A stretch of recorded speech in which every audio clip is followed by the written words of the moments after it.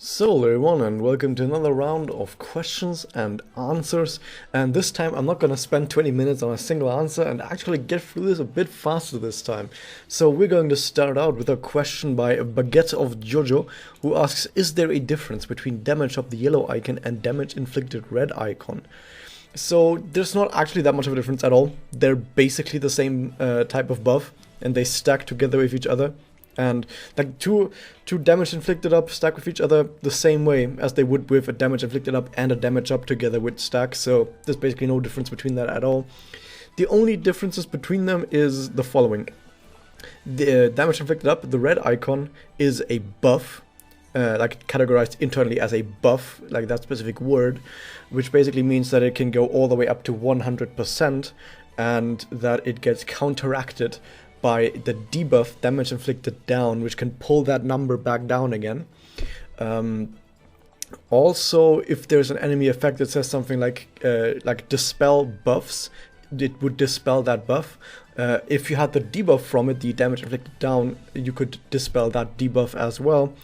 And damage up, the yellow icon is a, if it was called, like a condition or a granted effect. I think it's the currently calling it granted effect, and I'm saying they as in the fan translators, because the translators sometimes call it a condition, sometimes call it a granted effect, I think, but currently they're calling it a granted effect, like most people are. And granted effects, well, they can only be removed by effects that say remove granted effects, which are a lot rarer, so it's harder to get rid of it. Also, it in theory stacks up infinitely. In practice, it stacks up to at most 200%, because their damage cap, the cap on all damage modifiers is 200%, and damage up is one of the damage modifiers. Other damage modifiers include, for example, damage up increased against targets that are inflicted by status ailment. That's a really long name, but that's a damage modifier. Blast up is a damage modifier. I think what you might be seeing more now, Tech Adapt, which is damage from charge discs dealt up. That is also a damage modifier. There's also damage modifiers like damage against witches up. That's a damage modifier. Like all these things that usually say something like damage up or blast up or something like that, those are all damage modifiers. Attack up is not a damage modifier. That's like the one thing that it isn't. And all of those modifiers together, they get thrown into a pool, and that pool can only go up to 200%. However, because damage up itself, like the yellow icon, is so rare, you're probably not gonna get that high, like that much from it anyway. So yeah, whatever. So the actual differences don't really matter too much. So for the most part, they're kind of the same. For the most part, they're really the same. Is taunt stackable? Yes, but multiplicatively. Usually, there's two ways that percentage-based chances can stack, and first is additively, which is when, for example, you have 15% and 15%, and you put it both on top of each other. That's 30%. That would be additively, and then multiplicatively is instead when there would be two checks. The first check would go against the 15% and check if that like happens or not, and then the second check would go against the other 15% and check if that would happen or not. And if either one of them happens, then the taunt happens. So let's say, for example, we have two different taunts, they both have 15% chance. Then in total, you would multiply those and you would get to around maybe 18-19%. 20% even? I don't know. Like, it would be better. It would still be better. But you will never get to 100%. But it's still better. What's your top 5 favorite events story-wise? Basically, the top 3 would be, number 1 is probably Beachside Bonds, which is the Swimsuit Homura event. The second one would be Nagisa's Wish. The third one would be the Valentine's Homura event. And no, I'm not biased towards PMHQ members or like characters from Rebellion or anything. It's more like those 3 specifically were written by Doro Inu, who is actually a good writer. It's as simple as that.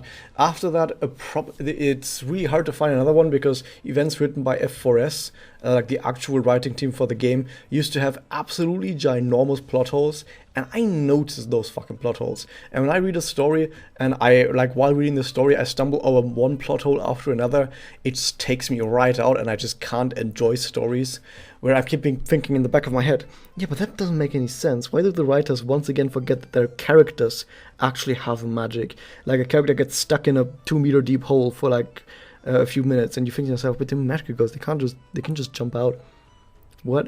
And it's stuff like that keeps happening, and it just takes me right out. But one of the other stories that I did actually kind of like was Crimson Resolve. Did quite like that. Reading Jasper Diviners was pretty good as well. Also, I'll Keep Waving at You, the Sakuya event. Guys, get over Sakuya's eyes. She's actually a good character. So I'll Keep Waving at You is also probably up there. And yeah, the Otsukimi event, it was also quite good. So yeah, some of the beginning events of Arc 2 were actually kind of alright, which was actually quite good. Next up, we have a question by What Am I Doing Right Now? The World is on Fire. I am having difficulty passing the tutorial of the game because it keeps freezing when I get Homoda's dialogue after her magia. How can I fix this? That actually happens recently to a lot of people, and in fact that I have been seeing tweets about this from Japanese Twitter accounts who have also been notified of this, and they've interesting enough, I've seen Japanese people tweeting like, hey, the North American people are having trouble starting on the Japanese server. Someone needs to fix this, so people definitely know about this. But right now, I'm not 100% certain if there is a fix, but there might have been a fix, and if there is one, you can come to the Discord, the Manga Record Discord, and go to the #help channel, and in there's probably someone who can help you. There might even be something in the pins, I'm not quite sure. Next up, we have a question by Help Me. Can you review each faction when all the girls are in-game, like starting out with Tokime, because it's already finished? What exactly do you mean with review? Do you mean review the story? Do you mean like the story of the entire faction? Do you mean review the individual characters story-wise? Like, what do I think of each character? Do you mean gameplay-wise each individual character? Because if it's gameplay-wise, I'm going to review every single character gameplay-wise in the next months anyway. I've already reviewed a whole bunch of them in like my How Good series. So I'm definitely going to review all the characters gameplay-wise. Story-wise, we'll probably have to wait until Arc 2 is like way further in, like maybe even done, before I can give a review on any of the characters, because there's still a lot of stuff happening. For example, you said Tokime because it's finished. It's not finished at all, because we still don't even have Asahi in there, and Asahi is actually kind of important because she's potentially a spy for Folklore, and she's the Tokime sniper who almost managed to kill the Crimson Cringe, the Promised Blood members. So it's not quite that simple. Also, they might just get more members down the line anyway, and then the video would be horribly outdated. So I don't know about that. But yeah, if it's gameplay-wise, I'm definitely going to review every single character anyway throughout the next few months, so don't worry about that bit. Next up, a question from Not YT. What changes do you think Charge needs in order to make it as viable as Excel and Blast? Well, right now we're at least going in the right direction of at least cranking the numbers up a bit. On one hand, we're cranking up the numbers on the actual charge bonuses. Well, not directly, but indirectly, because the Charge Combo Charge Count Plus makes it so that we can go to higher charge counts a lot faster, and that is kind of like a buff to the actual charge effect. Effectively, unless you try to stack it, then it doesn't quite work anymore. But you shouldn't try to stack too many charges anyway. Like, do one charge combo and then like get a payout. Going all the way to 20 is never worth it anyway. So at least it's easier to go to higher ones now. A lot of characters that use charge have Tech Adapt, which gives them bonus damage on their charge discs. So for example, Jun has almost 50% charge disc damage up, which means her discs hit like as hard as blast discs, like in a blast Brawler combo against singular target, which is actually pretty good. So at least that aspect also was kind of handled right. But the main problem that I still have with charge discs is just that because charge requires other discs to be useful, like it requires to get an Excel or a blast discs in very specific situations at very specific times. That is kind of the problem. The main way that I would fix it is that when you use a charged attack, you don't lose all of your charge points. However, now this kind of change probably won't happen because they've sort of doubled down on the way charge currently works. They might make another change, like I said, like where you have a button that you can press, and if you press that button before a turn starts, you would not use up your charge points for an attack like an Axel or a Blast, but even that's kind of clunky. So yeah, like I said, my main point would be to just make it so charge points don't use up all charge point, maybe like only one charge point, but then they would have to revert the change that they just made with the charge combo plus. But yeah, I don't know. From where we are right now though, I actually don't know what they could do from where they are right now, other than just tuning some numbers, I guess. Or just making characters with more charged focused bonuses. I don't actually know what to do from this point onwards, but we'll see what the developers think about this, because they'll probably do some more stuff. Next up, from Doge, would you consider making a video in which you explain the story behind things that have been memorable or interesting inside the community of the game and anime, kind of like the most of the topics in the MR Iceberg video? I would like to do that, however, I kind of can't, because it was basically all in the MR Iceberg video already. There's not actually anything else that I can think about that would be worth talking about at all. Like, if someone has a bunch of topics they could give me to talk about, then sure, but I think pretty much almost everything was already covered in the Iceberg video, so there's not really a whole lot else that I can even do, that I can even talk about. So I would like to do that, but I don't see what I would talk about exactly. Next up, from Sir Toast. Any good Mummy teams for mirrors? So if you're talking about just making a team around Mummy, I would just make a 2-person team. One is Mummy, the other one is Nagisa biting her head off, not just kidding. The other one is someone who can either charm, stun, or bind, basically the same thing that Mummy would do, so that you can basically guarantee that on turn 2 you're going to charm, stun, or bind the entire enemy team, and you can just go to the wiki right here, and you can just look through characters who have that on their connect, and you see basically any of the characters that have 100% charm on their connect are fine, like Kanoko for example, but she's still not 5-star. Neither is Haruka, by the way. Stun is also pretty good, but stun isn't as reliable unless you have Charu, who has it 100%.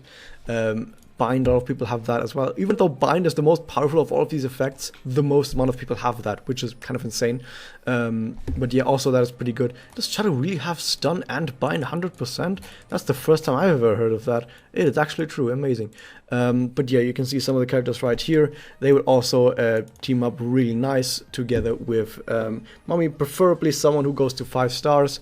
But there's no free-to-play character on this entire list that has a guaranteed stun, charm, or bind that goes up to 5-star. But maybe someday when Kaneko gets uncapped, yay. Next up, we have a question from Alicia Escoto Asensio, who asks, is Bewitch / Daschle Dazzle a good status ailment? It's the one I like the most, and you love my videos. Thank you very much, Alicia.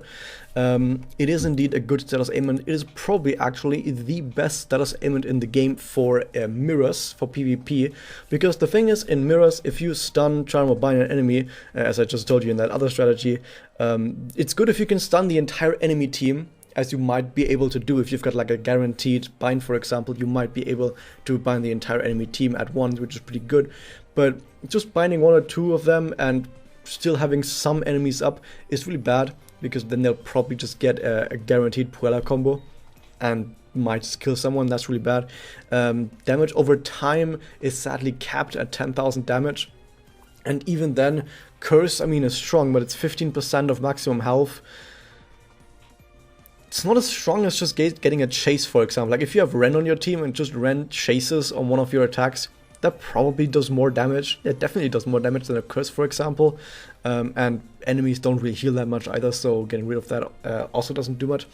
So the best thing you can actually do is make sure that the enemy misses attacks, because if the enemy misses attacks, that's amazing. That basically every single time the enemy misses an attack, that's one step closer to victory. It's also perfect for the ranked mirrors, because in ranked mirrors you get more points the more HP you have. So if you can make it so you don't even lose HP, awesome.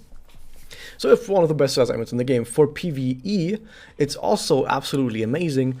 Not so much for the defensive aspect, like you don't you usually don't have to worry too much about getting killed if you play like a defensive strategy, because usually you will have defense ups, or you'll have damage cuts running if you play a defensive strategy, or you'll have a ton of healing. Like usually if you're playing a defensive strategy, you'll have that. If you're playing an offensive strategy, of course, Dazzle might be rather important to stay alive. But even more importantly, Bewitch and Dazzle is actually, or Dazzle, that's the same thing, by the way, in case you don't know. Just that Bewitch, I think, is the name it was called on the English server, but the fan translation was Dazzle, or the other way around, one of those two things. So the thing about PvE is that since it's a level 3 status ailment, not only does it disable enemy healing, so enemies can't be healed during this, which might happen during some challenge quests, I don't know, but more importantly, enemies take increased damage from the element they are weak against, which is absolutely vital for getting good damage done in Kimochi. For example, if you're playing against a forest Kimochi and you have someone called Karin on your team, and Karin dazzles or bewitches the enemy team, the enemy Kimochi, then she does bonus damage because the enemy is forest and she's fire, and the enemy is dazzle, therefore she does even more bonus damage. So that is kind of key to making sure that you do the highest amount of damage possible. So it's a really awesome status ailment, probably one of the best in the entire game, if not the best in the entire game. Next up, Isaac Flores asks, why are lots of magic girls gay? Is that you have more comic burden if you're gay? Well, the writers just like making people gay. Actually, apart from Rika, none of the characters are actually gay. The thing is just that the community likes making characters gay. That's basically just what it comes down to. The community likes, really likes talking about all the characters as if they were officially gay, and that's basically all there is to it. Next up, Ace45 Skyblade asks, is having 2 1-slot triple axle unlimited mega card good for a Magic team? For example, Yuna and Mifuyu, or should I just stick with trying to 4-slot 2 and 3-star magic girls like Kako and Oriko? 4-slotting is way more important. Also, if you're playing, if you want to beat like really hard content, it's not just more so about the slots, but actually about the characters themselves. Also, because Kako and Oriko in a team can do stall tactics, and stall tactics are actually really good on beating really hard content as well if you don't have good characters. While a 1-slot Yuna and Mifuyu, they don't do much, especially Mifuyu. Mifuyu is actually not that great. Unless she has more slots, of course. Like, I mean, as a 1-slot Mifuyu doesn't really do much, while a 4-slot Kako and a 4-slot Oriko are actually pretty alright. So that's what I would do instead. Until at some point, of course, you get more slots for Yuna and Mifuyu, then of course you can switch over to those instead. Sydney Flame asks, do you pledge your allegiance to Chargers? No. And do you have any shows and games that you would love to see a crossover with in Magia Record? It's the number one thing that I would actually mention is, I mean, since they are kind of like Magic Girls, how about we get a crossover with Neptunia series? That would be amazing. I want some Nep in my game, give me the Nep. And also, of course, the number one anime that I would have a crossover with is JoJo. How can you not go with JoJo? Crossover. We already basically have a JoJo in Alina. Alina is basically what a JoJo character is like. Not quite as crazy, but still, at least with the poses. Like a lot of the Alina poses are basically straight up ripped from JoJo. Like this one that she does. I don't know if it shows up like correctly. This one that she does for her Holy Alina Doppel. That's 1-to-1 the pose that Killer Queen does. So yeah, they're just straight up ripping from JoJo, but it's okay. It's rather obvious that it's ripped from JoJo, and it's fucking amazing. I want more like that, though. Give me more of that. Next up, did it actually go... No, Ace45 Skyblade has another question already. Oh my god. Are any of the new 3 or 2-star magic girls that weren't in NA any good? To be honest, I don't really look at characters much that aren't able to reach 5-star. Like, basically all of the new 2 or 3-star magic girls that weren't in NA, none of them can really reach 5-star unless you count Hitagi, like Senju Gahara. And she's really good, but you can't get her right now. She's limited, so yeah, I don't think that counts. But in general, like, sure, Haruka can do like an AoE charm as an active, which is fine, but she can't reach 5-star, so she's not gonna be she's not gonna do too much in high-end stuff. What else do we have? Lepin, or Lepine as some people might say it. She's a really awesome tank, but she also doesn't really do much else other than not dying. So sure, for some memes you can take her, but she's also limited. They're all limited. The only ones that are kind of useful. Apart from that, no, not really. There's really none that I would think are actually alright, because none of them can reach 5-star because they're not uncapped yet, and if they're not uncapped, like, who cares? Next up, LBBL asks, what other units would be cool to see in the game? I'm waiting for Final Kazumi. She should be triple unit because Kaoru and Omega changed designs. Not specifically, but yeah, they could do that. They could make it a triple unit. Kazumi from Data Life, I don't know who that is, would be awesome. Also Akumura. Yeah, of course Akumura, but the number one unit that I would have in the game is actually... The number one unit is actually not Akumura that I would like to have in the game. It's actually Alina Karin Duo unit. It's gonna happen someday. It's gonna be glorious. That's at least something that I really, really want. Apart from that, there's not really anything else that I really care too much about. Like I said earlier with the crossovers, yeah, like crossovers would be really cool for getting more characters in, but like specific units, no, not actually. I'm the kind of guy who just sort of waits for stuff to happen and then goes, oh yeah, I like this, that's cool. I don't really have too many expectations, which is probably good not to have too many expectations about something. That Kiriga Spook asks, do you think Olivia will be available on the next Mirrors pack? We've seen it, we know it's not. I still not, but we can all dream, I guess. Besides, since all Mirrors is over, do you think they'll actually come up with another PvP mode, or just leave it be like they've been doing? I think working out before, so thank you very much. So yeah, we've seen the contents of the next Mirrors pack. I don't have the complete list with me right now because it's in Japanese. However, it's translated in the Discord in the Magreco news section, where we have specific news channel where everything is translated, and there you can find the list of all the characters. But Olivia is not in there, but Mitama is in there, and she's almost as lewd as Mitama, almost as lewd as Olivia as well. Oh, okay, so you can do that as well. With another PvP mode, I don't think so. I feel like the game developers have realized that Mirrors is kind of done at this point. Like, if you think about normal Mirrors, there's so many characters that can do a turn 1 solo on normal Mirrors with a pretty high success rate. Like my Mokyu, I've done an entire video about how my Mokyu has like a 99.9% win rate in normal Mirrors, and I would probably be able to get to 100% if I had the absolute best Memoria. Like, I don't have the best Memoria right now, but if I did, I would get close to like 100% win rate on Mokyu, which is absolutely absurd. But there's some other characters that can do that as well, like Kyoko can do that, unless you like run into water teams. Yosuru can do that. Like, there's a character that can do that, like, no worries. I think Valentine's Nagisa might be close. She has Endure, but there's some ways of getting past Endure, like for example getting hit by status ailment or getting chased. So it's not guaranteed, but she's also quite close to 100% being solo character. So yeah, there's a whole bunch of characters that can do that. So I think they might just go, you know what? Screw Mirrors, we're just gonna leave it the way it is. They've also finished Mirror's story. Like, Mirror's story is done, has been for like half a year or longer. They're not doing that they're not doing anything else there anymore. Ranked Mirrors, sure. The only reason why Ranked Mirrors has any sort of interest in it at all is because it has this special rule set that makes it so you get bonus points for doing stuff like playing defensively and using Magia, stuff like that. But apart from that, it's also nothing really special. But I think the developers have realized that there's not too much you can do, because you can't really do much with it anyway, because unless you do like a very special rule set like Ranked Mirrors. The problem is just that characters are so incredibly strong that if they hit other characters, it's so incredibly easy to one-shot other characters. Like, even if they were to say, okay, we're going to reduce all damage that every character does by half, you'd still have characters one-shotting other characters. Like, my Mokyu would still one-shot people. Not tanks anymore, but would still one-shot most people. So even that wouldn't even do much. But even further than that, even if you were to say reduce all damage that you do by 90%, even then, having the first turn and having enemies be played by AI, just those two things are such enormous advantages that you can't really do much.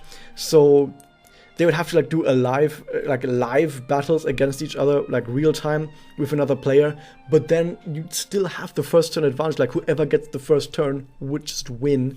So there's not really there's not really much you can do. Just the way the game is designed doesn't lend itself well to PvP at all anyway. So I hope they just abandon it and don't try to do anything else anymore. That's at least what I hope. Another question for my LBBL. Oh my god.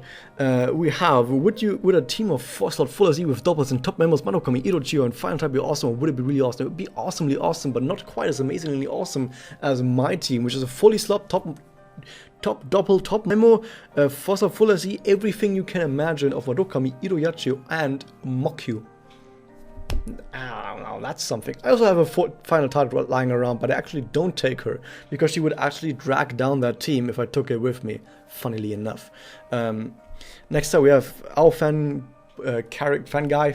I don't know, Dilorano, who says, you said during the Shizuka Fate brief that if you want Charu also now, you shouldn't roll here, they took me clan, blah blah. Because my question is that they will do the same thing for Promised Blood once Judy and Yuna are released, and I want to roll for Ao. What Fate Weave should I roll on to maximize my chances of getting her?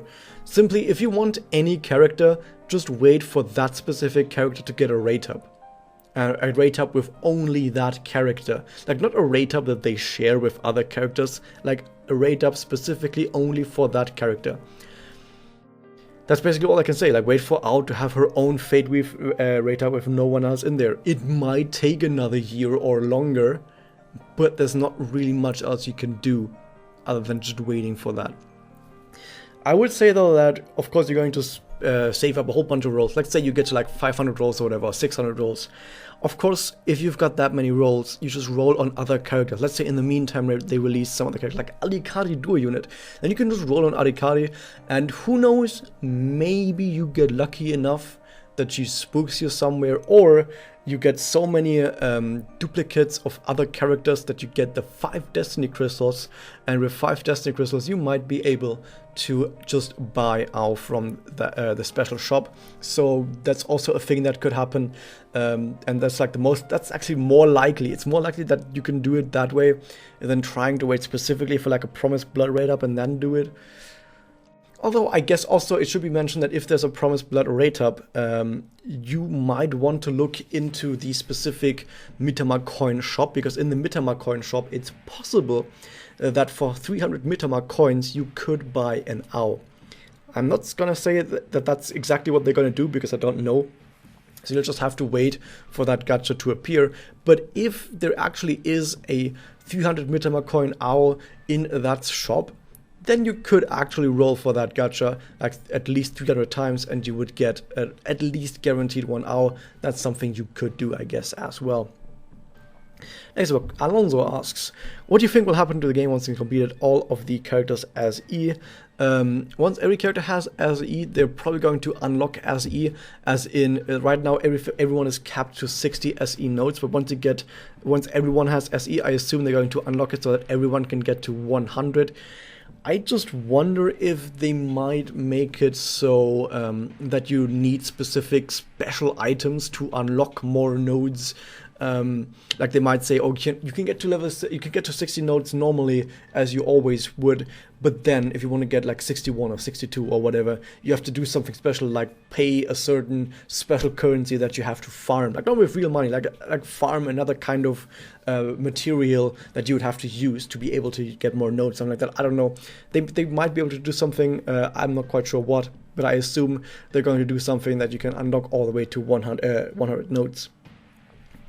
What are your top 5 characters design-wise and top 5 personality-wise? Design-wise, I don't actually think I can answer this because I don't ever really care much about design at all. Like even when people ask me what are the worst designs that you think, I say usually like maybe Himika. I don't really like Himika's design that much. But apart from that, it's like, I don't know. Like I don't even have characters that I dislike the design of, and I don't really have much characters that I super duper like the design of. I'll say Christmas tree Karena, very pleasing to the eye, but that might just be because they're incredibly gay. But I guess I'll say that. Top 5 personality-wise, we have probably Ren, Karin, Alina, Mitama, maybe Olivia, maybe Sakuya. She actually has done a good job getting up there. Also, I'm talking only about Manga Deco only characters because I don't think it would be fair to use PMHQ members, of which none of those would make the list apart from Homura. What else would be in there? I think that's it for the most part.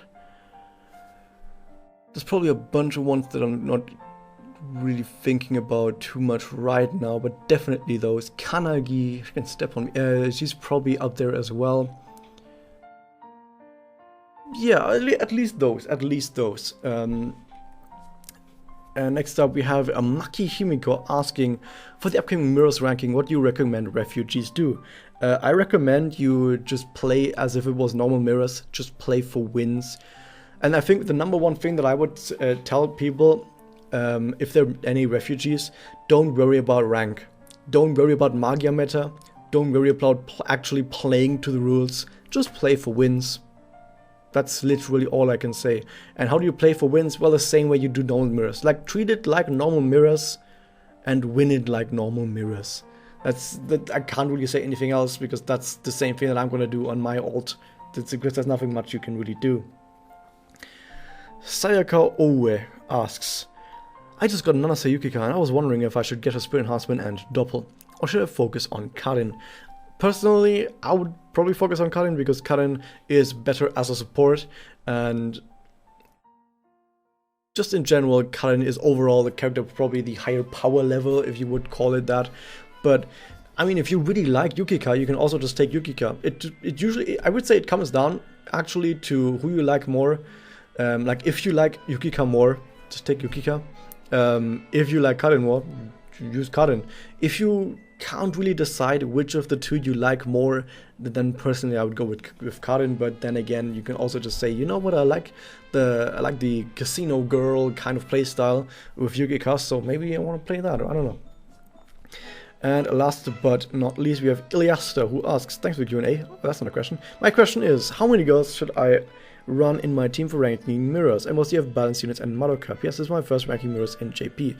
Yeah, so once again, probably just don't worry about playing for points or play for victory. But if you worry about how many people you want to have in there, for the most part, like, if you don't have super specific units or don't have specific strategies that you want to do, probably just go with 3 units. Like, 3 units is a pretty good compromise between not having too many and not having too few, and they're just solid. It's just a solid number of units to have.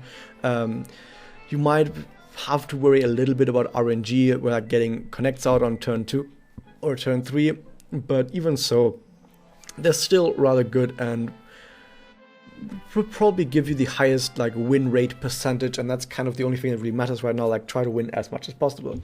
So yeah, that was that with the Q&A. Thank you very much for all of your questions. I hope you enjoyed this. Hit the subscribe button, and I'll see you guys next time.